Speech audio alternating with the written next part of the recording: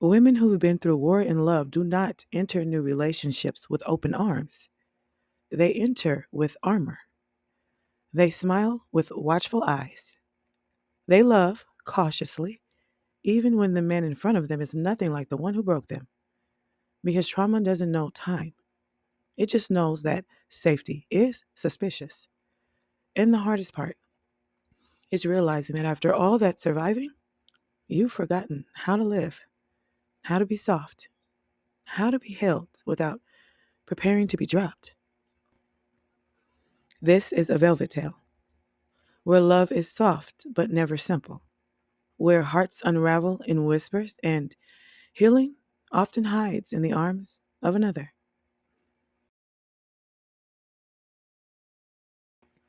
Keisha couldn't sleep. She just sat in the middle of her king sized bed, locked in a staring contest with a ceiling fan. Tears spilled quietly down her cheeks as she replayed the day in her mind. As a little girl, she had dreamed of this day for so long. Hell, even as a grown woman, she still clung to the dream. Lord knows she'd been unlucky in love. So why, on the day she should have been the happiest, did she feel sadder than ever? Love with Cameron had been safe, consistent, blissful. He was one of the kindest, most gentle men she had ever known. He knew how to handle her, and that wasn't easy. Keisha was complicated and bruised. Most men ran after just one conversation.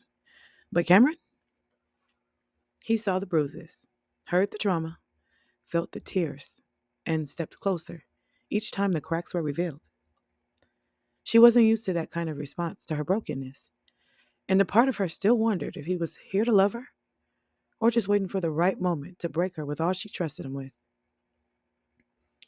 Just as her thoughts began to spiral, she heard movement in the kitchen. Moments later, her 16-year-old son, Joshua, walked into her room holding the rest of the orange juice. "Before I finish it," he said casually, his way of saying he wanted to talk. This was their thing. They'd start with the last of one juice and end up pouring their hearts into a new one. Girl drama, school, friends, life. She sat up, waved him over, and took the glass from his hand. For a moment, they sat there, sipping, exchanging quiet smiles. Then he asked, sarcastic as ever, "Y'all really getting married?" She chuckled. "Well, we gotta plan the wedding first, but once that's done, I'm sure we will." He smirked, then went quiet, looked into his glass like he was searching for something deeper. "He's nothing like Dad," he said softly. It wasn't a question, but it felt like one. And then, more quietly, "That's a good thing." Her breath caught. She looked at her son, this 16-year-old boy with grown man thoughts, and felt tears return to her eyes. It was one of the sweetest moments wrapped in the saddest truth she had ever experienced. Because how do you tell your son, his dad ain't shit? That the man who made him was also the one who broke you. That you've hated the man you created him with for years. You don't. You don't have to. Because in that moment, he just told you he knows. He saw it, felt it, lived it, and more than that, he was giving you his blessing to choose something different. "Most of my life," he said, voice cracking slightly, "I watched you care for so many people, love so many people, give to so many people, and I never saw any of them give you what he gives you." He looked up at her. "I used to think what you and Dad had was goals, because you always fought through it. But with him, you don't have to fight for anything. That's goals, right there." He sipped the rest of the juice, wiped his eyes like it was nothing, and flipped back into cool mode. Then he kissed her cheek and said softly, "I love you, Mom." She watched him leave the room, her heart full in a way it hadn't been in years. Joshua had seen everything. He'd witnessed her relationship with his father. He never liked any of the men who came after. But if he was Joshua approved, Keisha knew Cameron was something special. Keisha still couldn't sleep, but the love and excitement buzzing through her veins gave her all the energy she needed. Right on cue, her phone lit up with Cameron's morning text. "Good morning, beautiful." Yellow heart. It was followed by one of his signature inspirational quotes, always perfectly tailored to whatever she'd been overthinking that week. She smiled. That was his love language. Gentle consistency. She texted back, thanking him for the inspiration and for one of the sweetest dates she'd ever experienced. He replied with a heart and the phrase, "Hearing this before I walk into work." Ear emoji. His subtle way of saying, "I'll respond later, properly, when I'm free." Because Cameron never liked rushing anything with her. Despite running on zero sleep, Keisha decided to start her day. She made breakfast for the kids, floating through the motions with a dreamy kind of energy. Every time she moved, her rose gold engagement ring caught the light. She couldn't stop smiling, couldn't stop thinking about him. She got lost in thought and accidentally overpoured the milk in her 5-year-old's glass. "Milk bad!" he shouted gleefully, splashing the milk across the counter. "More! More!" Keisha laughed. She was so happy, not even a mess could shake her mood. She moved through the morning hustle, buttoning blouses, tying shoes, and brushing ponytails, with a hum in her heart. As she buttoned her daughter's uniform shirt, she didn't realize she'd misaligned it completely. Mom, something's not right," said Jada, her 10-year-old, staring at her reflection. Keisha squinted at the shirt and shrugged. "Girl, you can fix it yourself." On the school drop-off drive, Through the Night by Maida blared through her Honda speakers on repeat. The kids exchanged glances, confused. Joshua offered them a subtle head nod, silently saying, "Let her have this one." She gave each of them extra tight hugs before they hopped out. Even the teen didn't resist. By the time Keisha got to work, the crash was hitting her. The high of love couldn't completely outrun exhaustion. She sat at her desk, yawning, until her ring caught the light on her keyboard. Suddenly, energized again, she walked over to the window and let the sun hit her hand. Each diamond took its turn dancing in the light, reflecting the joy she still couldn't believe was real. Then her Apple Watch buzzed. "Cameron." She answered, still at the window, the sunlight warming through her sheer curtains. His voice came through the speaker, deep and soothing. "Hello, fiancé." She grinned. "Finally." Cameron grinned back, removing the hood of his hazmat suit. "How's your day going, beautiful?" "I've been all out of sorts, thanks to you," she teased. "Who you telling? I locked my keys in the car twice today." "Oh my God, who bailed you out?" "Dave. I've been cheesing all day, telling everybody." She said yes. They both laughed. "I was nervous as hell," he added. "But there's nobody else I'd rather sweat bullets for." "You knew I'd say yes," she said with a smile. "I'm not letting you get away, Mr. Garrett." "And if you said no, I would have asked you 100 more times, Mrs. Garrett." She laughed. I overpoured the milk for John John, and Jada's buttons were all over the place. I was like, "Girl, fix it yourself." "Dang," he said, grinning. He loved hearing how his presence in her life was felt. "Keisha, I've never been this happy." "Me either," she whispered, biting her lip. There was a pause. "I can't wait to make love to you," he murmured, now fidgeting with the buttons on his car stereo. He casually queued up Anywhere by 112, their unspoken signal. They never talked directly about sex, both intentionally celibate, but he'd play a song when the heat crept in. And this one? always left them both bothered in the best way. They sat silently, both imagining, simmering. As the song faded, they collected themselves and eased back into conversation. That was hot, she said breathlessly. My thoughts are untamed. He laughed. I gotta get back to work before I say something I shouldn't to a beautiful, classy woman of God like yourself. Just make sure you know how to say it when the time comes. Oh, baby, he said, a voice dipping lower. I got a whole book of things I've been waiting to say and do to you. Don't worry about that. Then, softening again. We still on for dinner tonight? Of course, she said, heart fluttering. Okay, tell me something. She smiled. She knew what he wanted. My heart is yours. And you're wearing mine on your finger. He blew her a kiss through the watch and ended the call. Keisha stood still, hand on the glass, smiling like a fool. God, that man never missed a beat. Cameron had a way of softening even her sharpest edges. His love was like balm, applied gently to wounds that had long since scabbed over but never truly healed. Towards the end of her workday, Keisha received an email from Human Resources. A simple reminder. It read, please update your legal name in our system. We are conducting employee audits and notice you no longer use your former married name. Please ensure the legal process is completed.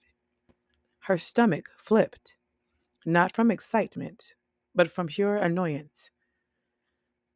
She exhaled deeply, her body slumping slightly in her chair. She had been putting it off, knowing the process would be yet another item added to her already overwhelming to-do list. With 5 kids, a full-time job, wedding planning, and now this? Changing her name legally felt like a mountain and one she resented climbing. Andre was still inconveniencing her, as if wasting 18 years of her life hadn't been enough. She could feel the heat rise in her chest just thinking about it. She and her best friend Tilly had gone back and forth about this. Tilly, ever the voice of reason, told her to just knock it out during the last hour of work. You're allowed to use company time for HR-related tasks, she said. Just get it over with. But Keisha didn't want to just get it over with, because it wasn't just paperwork. It was pain.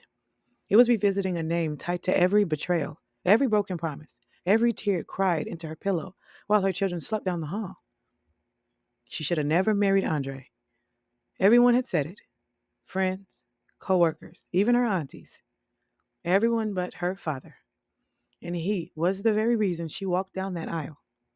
He reassured her, told her it was the right thing to do, that love would come after the vows, that marriage was about duty and forgiveness, and now he walked around boasting to everyone who'd listen. I told her he wasn't no good. Keisha clenched her jaw. She hated him for that, for convincing her to stay, for giving her bad advice wrapped in a father's pride and parading it as wisdom, for leaving her to pay the price while he smugly claimed foresight. For those 18 years, Keisha had been a stranger to herself. She had no clear view of her own identity, not as a woman, not as a wife. She'd poured herself into motherhood, into survival, and into the illusion of a marriage that had never truly existed. Now, as she sat at her desk, the glare of her monitor softening, her eyes drifted to her left hand. The rose gold band Cameron had placed on her finger the night before shimmered under the office lights. She rubbed her thumb across it slowly as if trying to memorize its texture, its weight, its promise. Could this end the same way? That single question hit like a rogue wave. No, no, please, God, no. But the thought was there now, planted. And no matter how beautiful the ring or how kind the man, doubt had cracked the surface. Keisha blinked back tears, sat up straight, and shook the thought loose. Cameron was not Andre. Her life was not on repeat. This love was different. It had to be. Still, as she logged off her computer and began packing her things, that lingering fear followed her out the door, like a shadow. The parking lot was nearly empty by the time Keisha made it to her car. The sun was starting to set, casting long golden streaks across her dashboard. She tossed her bag into the passenger seat, exhaled slowly, and sat in silence for a beat before starting the engine. As the Bluetooth connected, her phone began to buzz. Tilly, right on cue. Keisha smiled faintly and answered, putting her phone on speaker. Hey, girl. Tilly's voice came through the car like a breeze. Hey, future Mrs. Scary. You sound tired. Keisha chuckled dryly. That's 'cause I am. It's been a long day. You glowing, though. I already know it. What's up? There was a pause, long enough to feel heavy. Keisha swallowed, then finally said it. I'm scared, Tilly. Scared of what? The wedding? Girl, don't start with me. No, Keisha interrupted, her voice cracking slightly. I'm scared of getting it wrong again. The silence on the other end said more than words ever could. She continued, her eyes fixed on the road ahead. You know, most days I feel good. I feel like I've grown. I feel healed. But then something small will happen and all the old fear creeps back in. Cameron will say something kind, and instead of receiving it, I flinch. Like he's gonna flip the script any day now. I hate that I do that to him. Tilly exhaled. Whew, girl, I feel you. Honestly, that's why I'm single. Most women end up in the same relationships repeatedly. It's like we just swap faces but keep the same pain. I'm not ready to roll those dice again. Keisha nodded slowly, even though Tilly couldn't see her. That hit. But, Tilly continued, you're in a different space now. You got your own place, a car, a good job. You're not dependent on nobody for nothing, even if it don't work out. Keisha cut in softly, her voice trembling. It's not about that, Tilly. It's not about being able to survive if it fails. I already know I can. That's the scary part. Tilly stayed silent, letting her speak her truth. Keisha gripped the steering wheel tightly as her eyes began to sting. It's the thought of what Cameron and I have turning into what Andre and I had. That would ruin me. It would kill something in me that I don't think could come back. Her voice cracked on that last word, and she blinked quickly to keep from crying at the wheel. Tilly's voice came back, this time softer. Girl, I hear you, and you're right to be scared. But what you're scared of isn't Cameron. It's the version of you that stayed too long last time, and you're not her anymore. Keisha sniffled. I hope not. You're not. I see it. Cameron sees it. You got to believe it. Keisha finally pulled into her driveway, cutting the engine and sitting in the silence of her car for a long moment. Thanks for listening, Tilly. Always. Now go love that man before I steal him. They both laughed, light breaking through the heaviness. As Keisha stepped out of the car, she looked up at the night sky and whispered to herself, please, let this be different. She spent the whole night cleaning the house, prepping the kids, and debating what to cook for dinner. It was Cameron's first time meeting all the kids, all 5 of them, in one room. And even though she was marrying this man, something about that made her both excited and nervous at the same damn time. She knew the backlash he'd face for being with a woman who had 5 kids. His friends, uncles, even some coworkers clowned him about it. She tried not to let that get to her, but part of her worried. Would tonight's chaos change how he felt?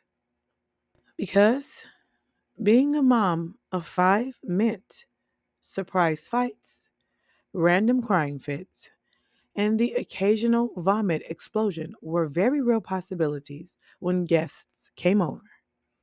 She had begged the kids to be on their best behavior, but honestly, they were engaged now. He was going to have to get used to the reality at some point.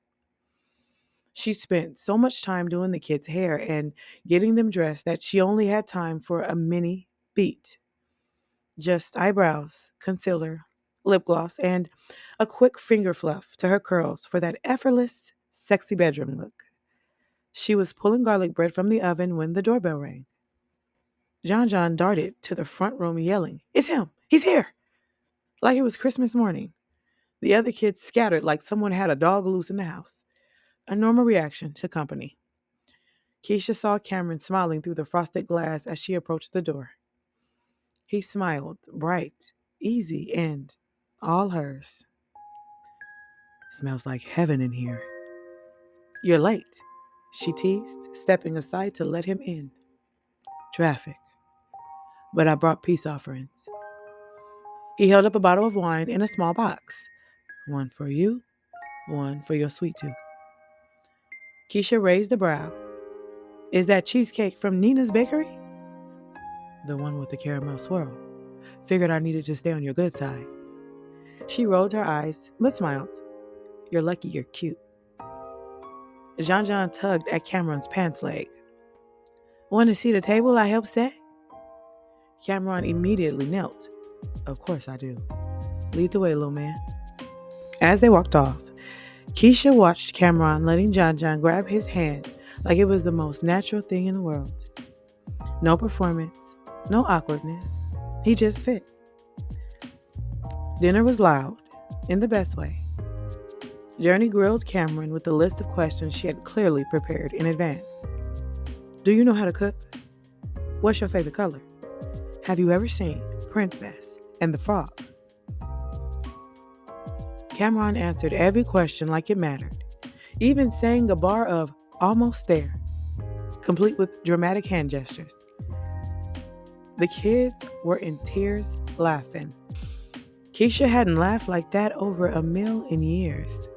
Watching him cut John's spaghetti and pour apple juice without being asked, it did something to her. Made her feel safe in a way she hadn't felt in a long time.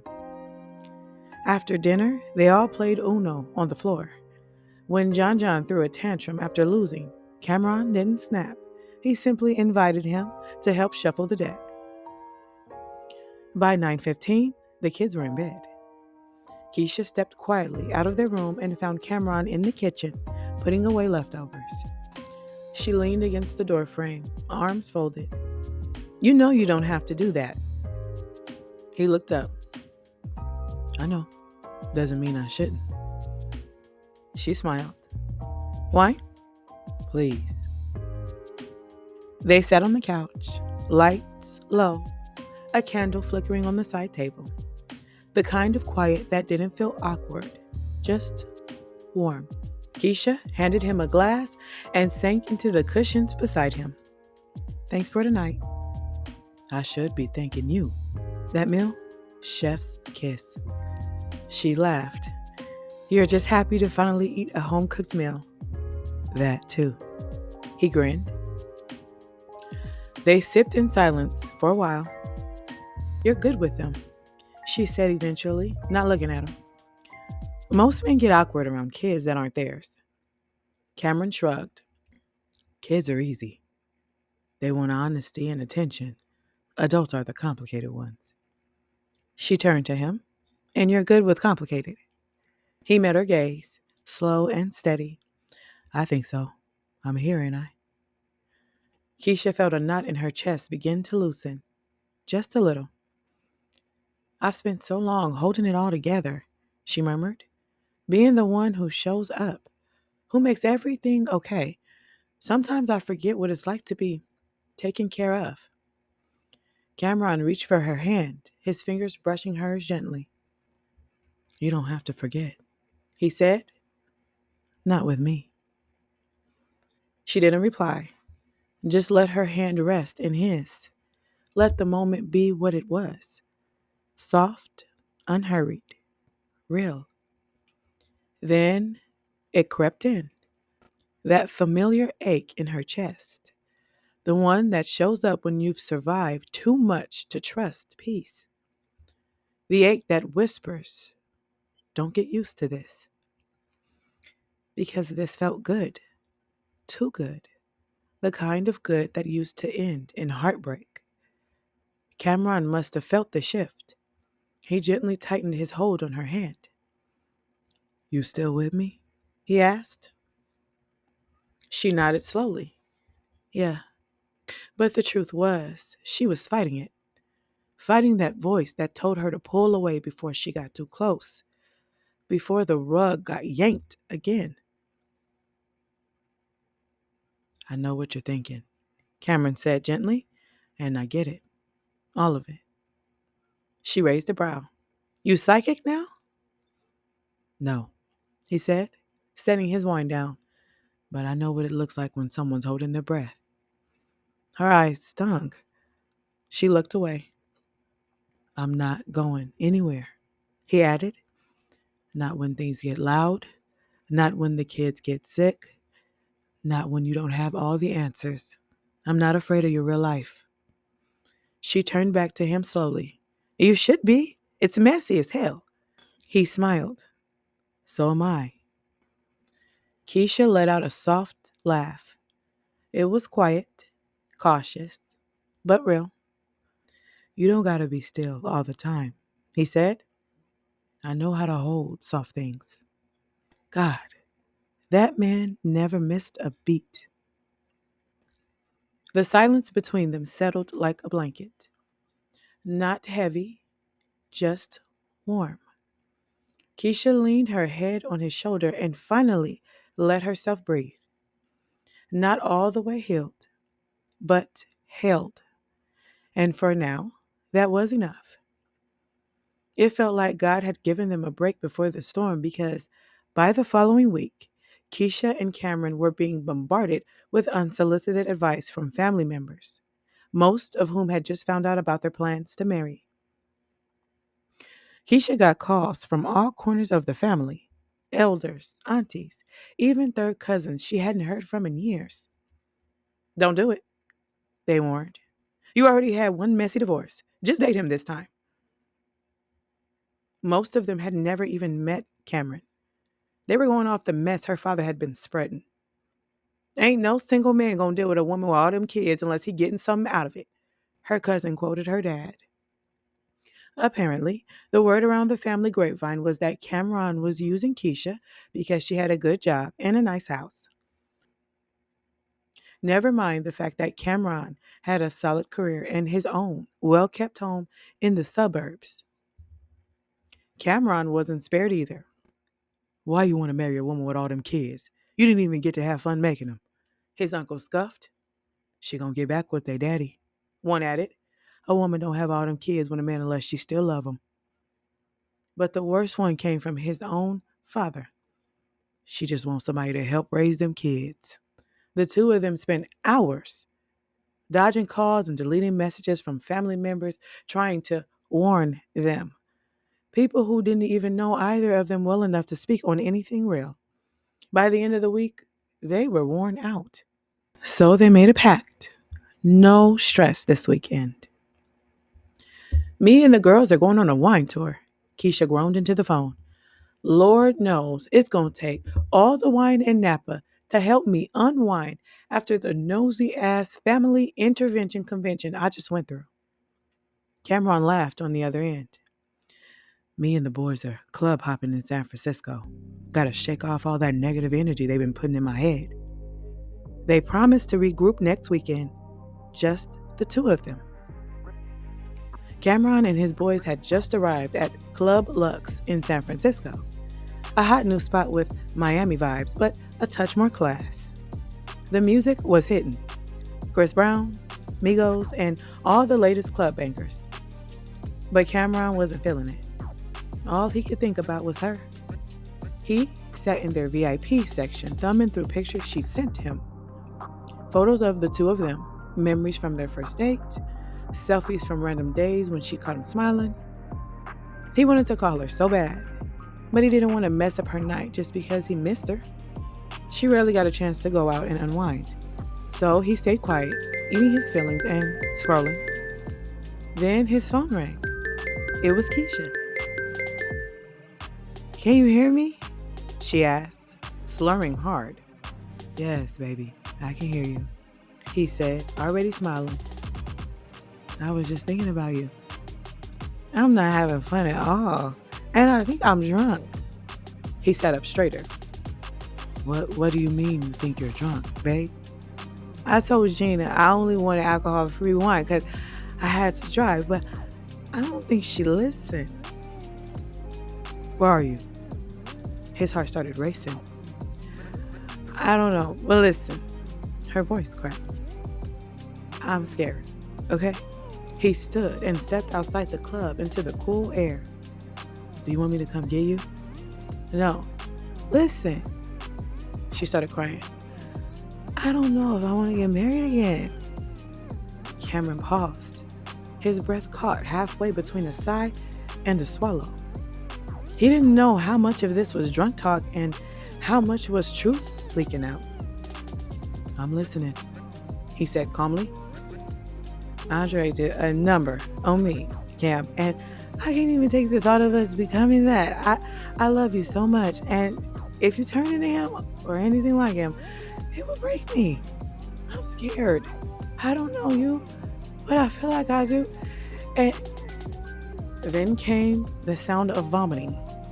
Cameron heard her friends panicking, voices shouting, someone saying to hold her hair, someone else asking where her phone was. Then the call dropped.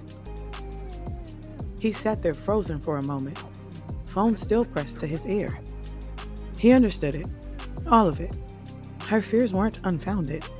They were built on years of pain. She was triggered, vulnerable, drunk, yes, but speaking truth she tried to keep buried. But what about his fears? He was used to being the one who fell for the woman that didn't feel the same. The ones who were always too busy, too cute to be kissed, or too hot to be tied down. The ones who made him chase until he was exhausted and emotionally broken. Keisha was different. But this was the part they always came back to. Her pulling back, him pressing forward, both of them bleeding from old wounds. He didn't mind scars. He could handle a little blood. But he needed to know her heart was his. He wasn't going to fight to keep someone else's woman. Not again.